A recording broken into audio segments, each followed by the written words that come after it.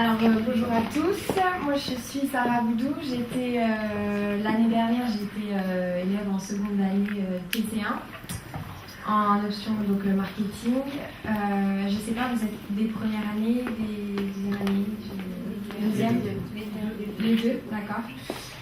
Donc moi j'avais fait le choix de partir, de faire Erasmus. Au début je savais pas où j'allais partir, je voulais aller en Angleterre. En Irlande aussi, ça me plaisait bien. Il y avait aussi la Finlande qui était proposée. Finalement, je suis partie en Irlande, dans le sud-ouest de l'Irlande, à Tralee, qui est une petite ville très sympa. Alors d'abord, la première chose que j'ai à vous dire, c'est que n'hésitez pas à partir. Franchement, si c'est quelque chose qui vous trotte dans la tête, n'hésitez pas, il faut se lancer, il ne faut pas avoir peur. Maintenant, on a un peu peur, etc. Mais il faut savoir qu'on est grand, on peut se débrouiller tout seul. Et on peut partir tout seul, c'est totalement faisable et vous n'allez pas le regretter. Donc voilà, moi je suis partie en Irlande, j'y suis restée 5 mois. Donc c'était le 4e semestre. 5 mois, c'est pas très long, c'est même un peu court. Mais pour une première expérience, c'est plutôt bien parce que voilà, c'est ni trop long ni trop court. On a le temps de rencontrer plein d'autres nationalités, donc ça c'est un super point, c'est on rencontre plein de gens qui viennent du monde entier. Au niveau de l'université, personnellement en Irlande, j'ai été très bien reçue par les Irlandais. L'université en Irlande était très bien aussi, avec des très beaux locaux, des profs à l'écoute, des très bons profs, je pense. Donc au début c'était un peu difficile, le temps de s'habituer déjà à l'accent irlandais. Et puis voilà, donc les premiers cours c'est difficile, c'est assez sportif pour rester concentré pendant 1 heure, etc. Mais au fur et à mesure, on s'y fait, ça vient tout seul, etc. Voilà, donc moi j'ai passé un super séjour. Qu'est-ce que je voulais vous dire ?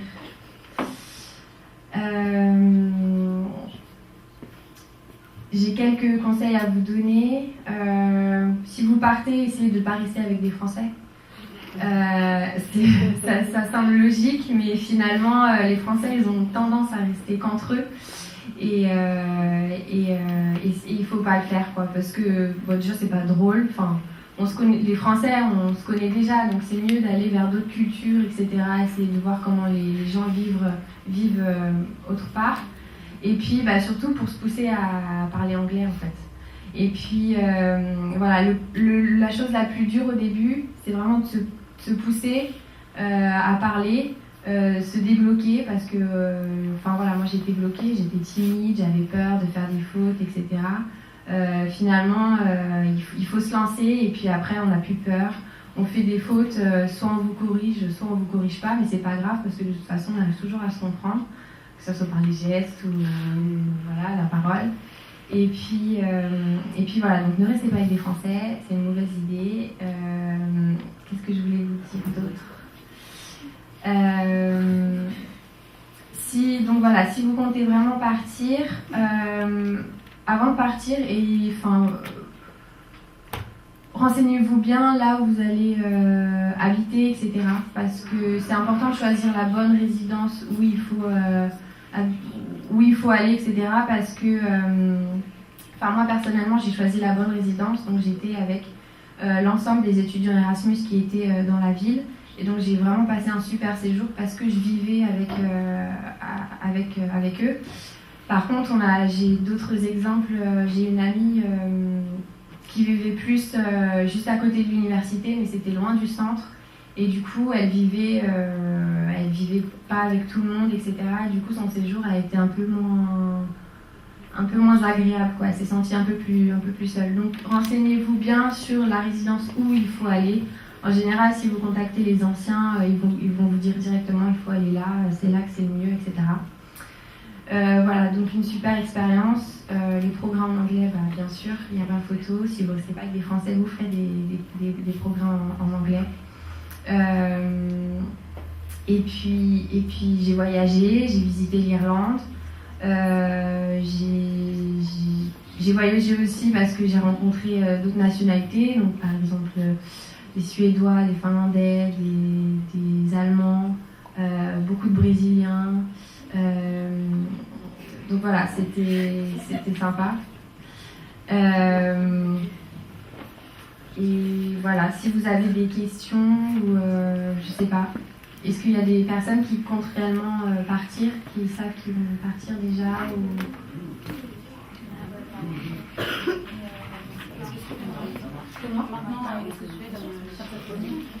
Alors, donc je suis revenue, j'ai fait mon stage en France, donc j'ai fait de juin à fin juillet, donc les 2 mois. J'ai pris mes vacances et là je suis en double cursus prépa licence CPT3 à Viginis et à la fac de Sceaux. En fait, ça permet de passer la licence. Je ne sais pas si vous connaissez cette formation. Ça permet et de passer une licence et en même temps préparer les concours passerelle 2, tremplin 2, etc. Voilà, donc je peux vous parler de ça un peu aussi si vous voulez. Par rapport, si vous voulez passer les concours pour aller en école de commerce, etc. Si vous avez des questions. Voilà. Juste le stage, du coup, quand tu rentres, tu es obligé de faire le stage Comment ? On est obligé de faire le stage de 2 mois oui, je pense qu'on n'a pas trop le choix. En fait, vous pouvez aussi faire le stage dans le prolongement de votre départ en Erasmus. Et vous avez une indemnité également qui se prolonge si vous faites le stage après à l'étranger, d'accord, dans la continuité de votre séjour en Erasmus. Voilà. Parce que vous créez un réseau au bout de quelques mois, peut-être qu'il y a une entreprise qui est intéressée pour vous embaucher, vous restez sur place et vous prolongez, vous faites vos 2 mois à l'étranger et c'est tout à fait possible et vous gardez une indemnité dont on a parlé tout à l'heure de 400 €. Est-ce que c'est possible du coup de faire Un petit peu plus fort. de faire un stage, de partir avec Erasmus et ensuite de faire un stage à l'étranger mais hors du pays où on était? Ben, vous pouvez, tout est possible. Trouver l'entreprise. Oui, oui.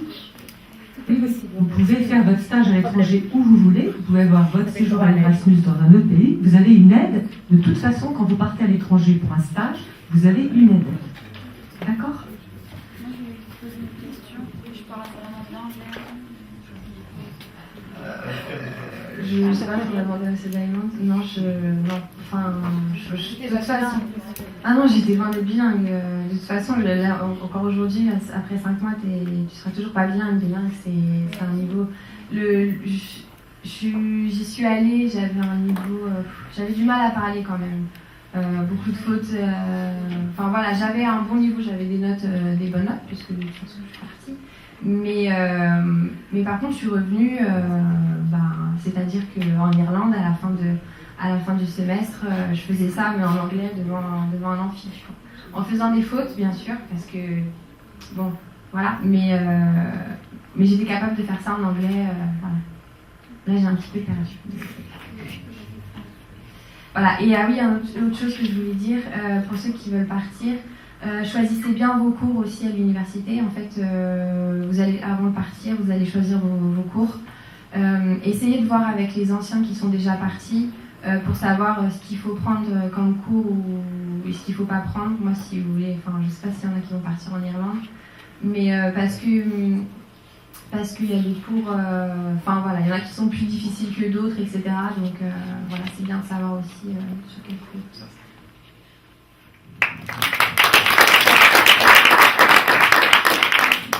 Question, il me semble. Ouais, juste une petite question. Du coup, tu m'as fait des cours passer avec tremplin ? Non, alors en fait, là, cette année, je suis en licence éco-gestion à Jean Monnet, voilà. Et en même temps, en fait, c'est un double cursus. Je fais une prépa pour préparer les concours dans un lycée, en fait. Voilà. T'es au lycée Viginis ? Voilà, exactement. Vous voulez aller là-bas ? C'est ce que je veux faire en fait. D'accord. Voilà, c'est CPT3, c'est classe préparatoire tertiaire. Donc ça, je pense que c'est un des meilleurs. Déjà, celle de Villiers, c'était une des premières à faire ça. Et c'est une des meilleures, enfin c'est la meilleure. Quand on regarde les résultats, pour vous dire les écoles, il y en avait 2 à l'EM Lyon, 3 à Neoma, Cage. Enfin voilà, c'est des bons résultats quoi. Et puis on est bien préparé, etc. C'est assez intensif. Là, je suis dans le cœur du sujet. Là, j'ai passé le Taj Match ce matin. Voilà. Enfin, c'était pour m'entraîner. Je vais le repasser en avril après. Mais voilà. C'est pour toutes les écoles de commerce, même les grandes écoles de commerce, ou c'est seulement passerelle et tremplin? Alors, c'est passerelle, tremplin, donc 2. Ensuite, tu as des écoles, c'est un concours que pour l'école en fait, donc Schema, Audencia, et après tu as les écoles, bon c'est les meilleures, c'est l'EDEC, l'EM Lyon, etc. L'EM Lyon, ça a changé, c'est que sur dossier maintenant les admissions. Et après tu peux toujours tenter les SEC, HEC, etc. Mais